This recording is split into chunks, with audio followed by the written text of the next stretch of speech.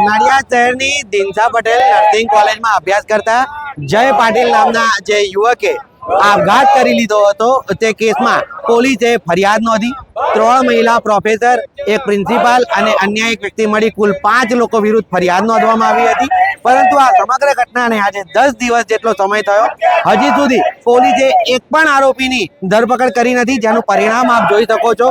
જે જય પાટીલના પરિવાર અને સમાજના આગેવાનો છે તે લોકો હવે અહીંયા ધરણા પર ઉતરી ગયા છે. પોલીસ પ્રશાસન અને ભારતીય જનતા પાર્ટીના વિરોધમાં આ લોકો સૂત્રોચ્ચાર કરી રહ્યા છે અને તે લોકો માંગ કરી રહ્યા છે કે બને તેટલું ઝડપી જય પાટીલના જે હત્યારાઓ છે, જેમના માનસિક દબાણમાં આવી જય પાટીલે આપઘાત કર્યો હતો, તે લોકોની ધરપકડ કરવામાં આવે અને જય પાટીલને ન્યાય આપવામાં આવે તેવી માંગ આ લોકો કરી રહ્યા છે. આપ જોઈ શકો છો જે મહિલાઓ છે સમાજની, તે મહિલાઓ પણ અત્યારે ધરણા ઉપર બેઠી છે.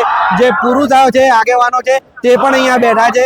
સમગ્ર ખેડા જિલ્લાના ખૂણે ખૂણામાંથી આ આગેવાનો અહીંયા આવ્યા છે અને માંગ કરી રહ્યા છે કે આ જે વગદાર પ્રોફેસરો છે અને વગદાર આગેવાનો છે તે લોકોની ધરપકડ કરી જય પાટીલને ન્યાય આપવામાં આવે.